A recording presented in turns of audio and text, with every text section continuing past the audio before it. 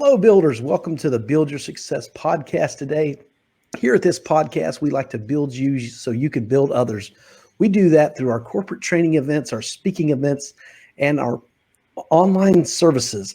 And we also do that through our special guest today. Today on the podcast, we have Andre Van Hall. Let me tell you a little bit about Andre. Andre is a native of Argentina. Andre worked in hotels in Europe, South America, and all over the USA.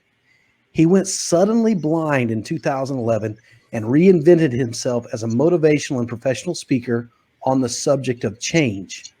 He's an avid photographer, cook, cyclist, and skier.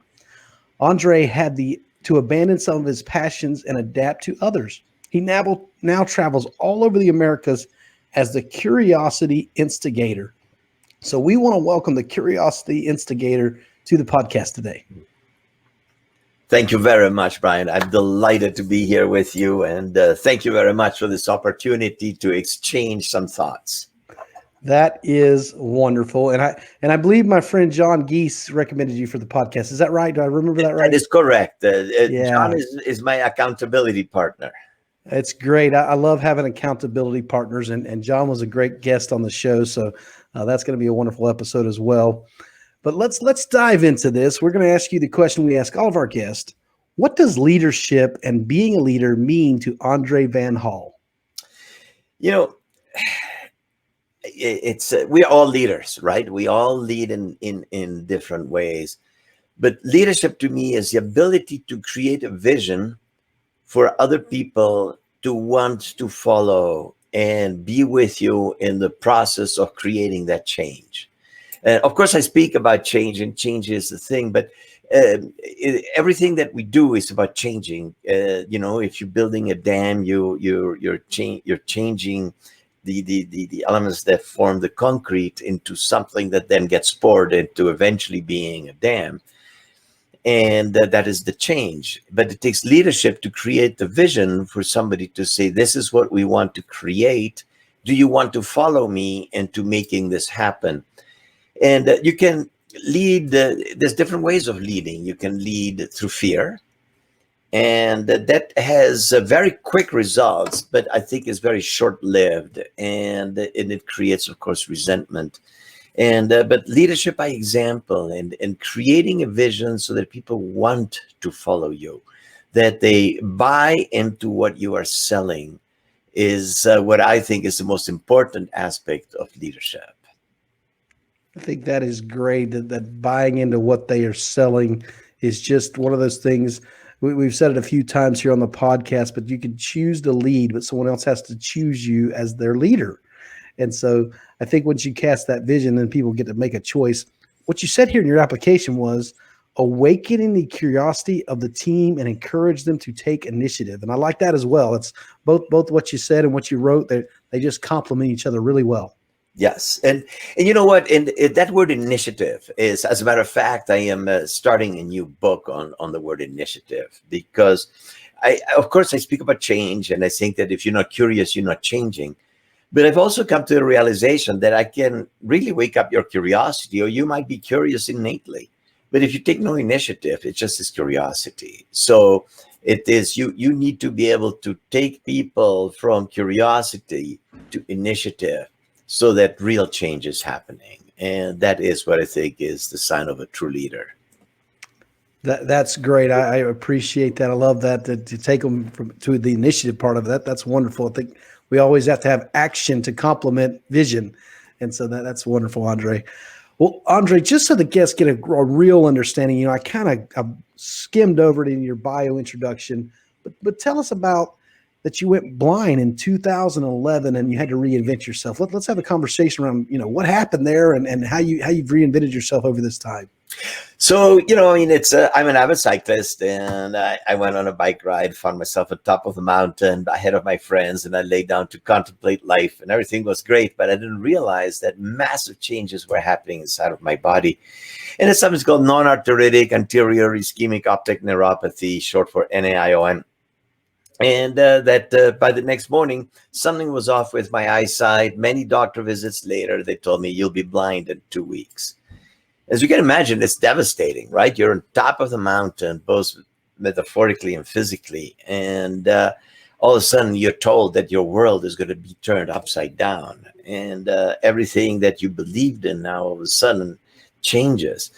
And it was dramatic. It was a very difficult thing, and I got sucked into the darkness of that cesspool of the toxic emotions of fear, uncertainty, anger, and the question is how do you dig yourself out of that? And a year after I went blind, I lost my job. And then a little bit later, I got a nasty cancer. They did the surgery. They thought they got it. And then it metastasized. And I had to go through a year of immunotherapy with a trial drug. So it tries you, right? And it pushes you to the edge of what's going on. And it's so hard to avoid the why me question. And but people were extending their hand and saying, let me help you. Okay, Andre, why don't you and I go ride on a tandem instead of you having to hang up your bicycle forever? And I'm pushing back. And people say, Andre, why don't we help you get a guide dog? And I'm pushing back. And my wife, family. And, we had been talking in my Bible study group a few months before about, what is humility? And the definition that I like the best is the ability to accept help.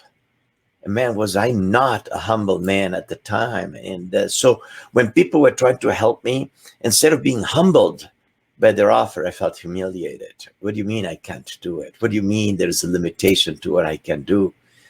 So I had to learn to be humble. And so that was one of the most difficult steps, that you have to allow the world around you to embrace you. And it's again, I think it's a sign of leadership is when you understand what your weakness is, and that you let others then take charge and take responsibility for part of your life, so that you can move on and move forward and continue to do what you were doing before. Wow. You mentioned that cesspool of toxic emotions, and you talked about choosing to find alternatives. I've always heard the term, you can choose to be bitter or you can choose to be better. Yeah. But you introduced this to me today. You can choose to be humiliated or you can choose to be humble. Yes. And I like that thought there. People have a pride in their nature. We're proud people. And so to accept the help that we need sometimes is humiliating. It can feel that way. Yes. And yet we need to be humble and accept help when it's there for us. Hey, if someone wants to help you, by all means, accept that gift and that care and love for you. And it's interesting. So when my kids were in 5th grade, I live in Colorado, and we have severe droughts in Colorado, despite the water behind me right now. And so our kids in 5th grade are taught about water conservation. And they get sent home with the restrictor for the shower head that they came with instructions on how to install it, and aerators for the faucets in the kitchen and in the bathroom. And it is humbling when your 5th grade child comes home and is teaching you about water conservation and is insisting why it is important that you embrace water conservation. And when you start to understand the dynamic of how powerful that is, and you open yourself up to let your entire team challenge what you're doing, not you as a person necessarily, but your organization. And it is a humbling experience then when all of a sudden everybody participates in bringing change about, rather than it coming from the top down and you having to be the source of everything.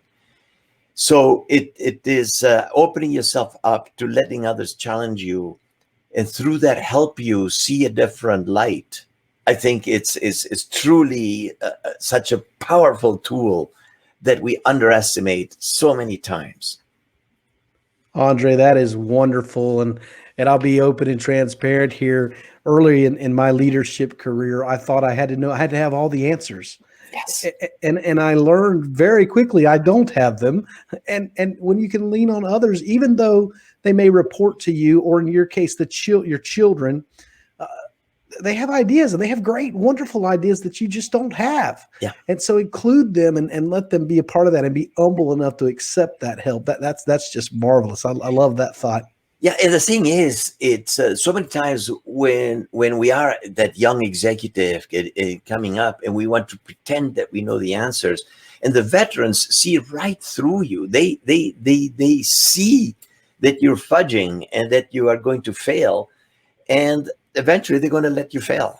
And you're going to stumble. And why go through the pain of stumbling? And so if I am blind, I'm in the dark, and I need to learn to use a cane, why not learn to use a cane and let somebody teach me, rather than me doing it the hard way by walking into furniture and getting all the bruises and the black and blues, metaphorically speaking, right? Yes, yes. And when I think about the leadership aspect of, letting someone, and in today's environment, a lot of people are transitioning their careers because of the changes that have happened in our world globally.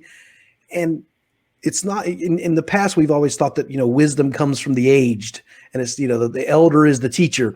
Yeah. However, in this environment, someone can teach me a whole lot about technology and other skills that I just don't have at my age, that I can learn from a younger person. And it's not humiliating to do that. It's actually humble to do that. And it's interesting. I am, as you mentioned, I am a speaker, and I speak on change. And so I tell people, I say that there's two very important things to bring change about. And one is intellect, right? And the other one is curiosity. But I say that they both are crucial in the decision-making process. But intellect is, so when you drive a car, you have two pedals. You have a brake and an accelerator, a gas pedal.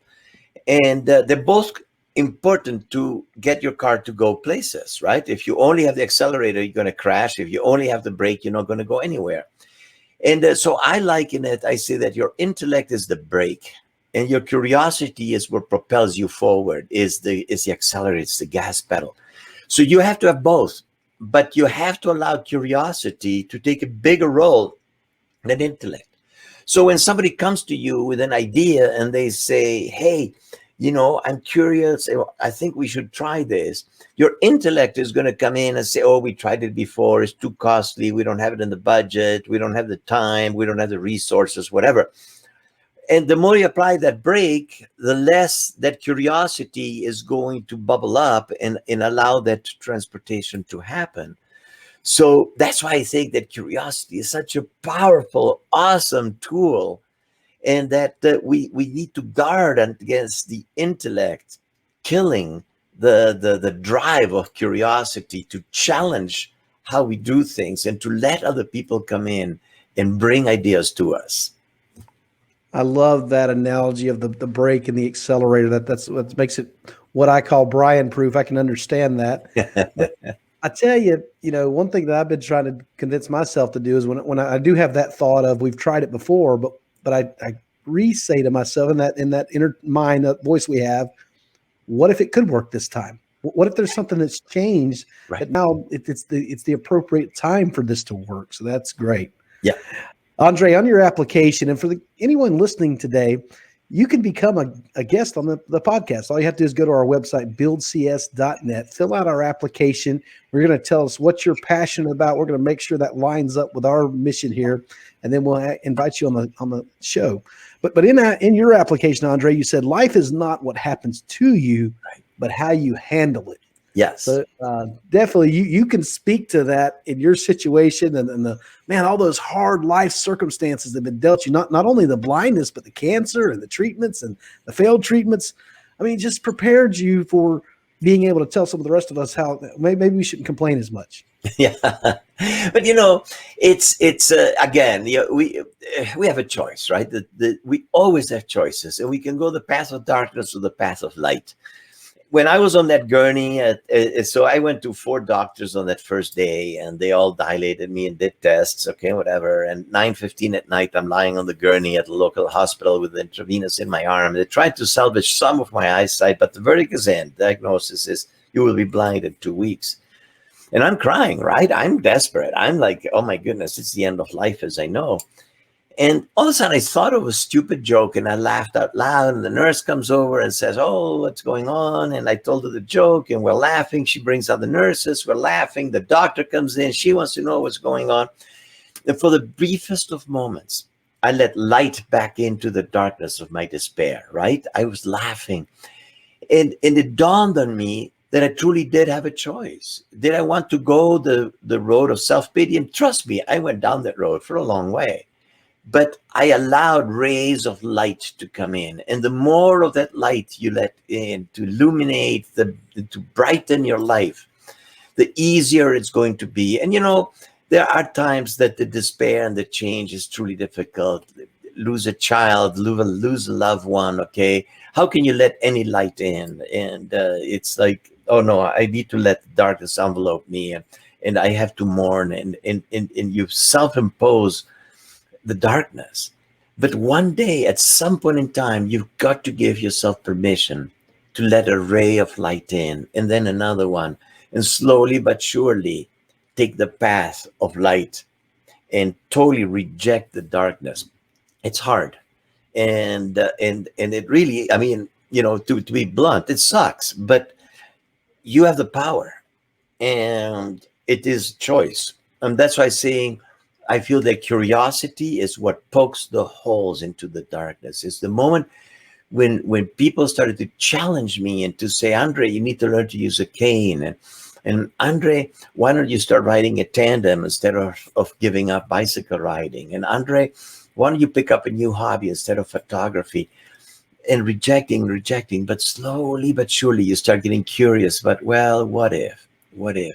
And those little what ifs are the ones that allow you to start to become free and get rid of that darkness. Sorry, it was a very long answer to a simple question. Andre, it was a beautiful answer. The analogies you use there, and I love that curiosity pokes holes in darkness. Yeah. Just love that. We do that, like you alluded to, the loss of a child, loss of a loved one, family member, all the things that just happen in life are real. And there is a time of mourning, Yes. but it shouldn't be the rest of your life. And I think that's the choice you're asking us to make, as you have made, that, you know what? You got to get over this. You got to poke those holes of curiosity in your darkness. I love that thought. Yeah. And and it's sometimes so easy to say, wow, the universe has aligned against me, but at some point in time you've got to realize we're so insignificant. The universe has no time for us. Okay. It's us. I mean, it happens. It's just, some people are going to have these circumstances happen, and there's no ultimate power aligning against you. Therefore, it is up to your power. It is your decision to decide how much are you going to let that darkness push you back, as opposed to you saying, "Hey, wait a minute, it's up to me. It's not up to anybody else. There's no exterior strength that is going to come and help me. I have to do it from the inside. And I decide if it's universe against me or if it's me that needs to pick myself up and change the situation that I'm in." That is great. I want you to tell the listeners, when we first met a few weeks ago, you told me about this bike trek you had done. It's not just any bike trek. This is riding the Rockies, 400-mile bike trip, and you did it with Tandem. Yes. So first of all, tell us about that trip, what it is, and then I want to ask you a question after you kind of give us a summary of what it is. It's Ride the Rockies. It's this year. It's every year. It's a different route, and it's in the mountains. Every year, every day, you go over at least one mountain pass, sometimes 12,000 feet or higher. And the last day, we did 3 mountain passes. Okay, and it was 9,000 feet elevation gain total. So, in over the 6 days of the ride, the 418 miles, we gained a total of 27,000 feet of elevation gain. That is higher than Mount Everest. So we climbed that equivalent on a bicycle in a mountain. And on a tandem, going downhill, we got clocked this year at 63.8 miles an hour. And that's crazy. Okay. So going downhill, we're unstoppable, uncatchable. But going uphill, grannies pass us smiling. Okay. And I mean, it is hard work. For me, all the credit goes to the captain. So in a tandem, the person in the front is the captain, the front and the back is the stoker. I'm the stoker. And all the credit goes to my captain, Tom Day, who chooses to give up his individual bicycle to take an aspiring speaker to be behind him for 6 days in a row climbing mountains. And it is hard work. It is hard work, but it is absolutely glorious when you've accomplished something. And not only do we do the ride, but I belong to a group. We call ourselves Team Samaritan House.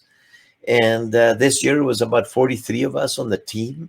And we each have to raise a minimum of $1,500. And so the last 7 years, we raised $1.4 million for the homeless shelter in Colorado, in Denver. And so we get double satisfaction, right? The satisfaction of knowing that we've conquered the mountain, but also that we're alleviating the making life a little bit better for people that are truly in need of help. That is fantastic. So that leads me to my next question. A tandem bike, I've ridden tandem. I certainly hadn't ridden that far at all, but it has its benefits and it has its positives and it has its negatives. Yes. As with anything in life. So share with us what some of the challenges were with the tandem bike, but also, what you benefited from. In tandem parlance, it's called a divorcicle. Okay.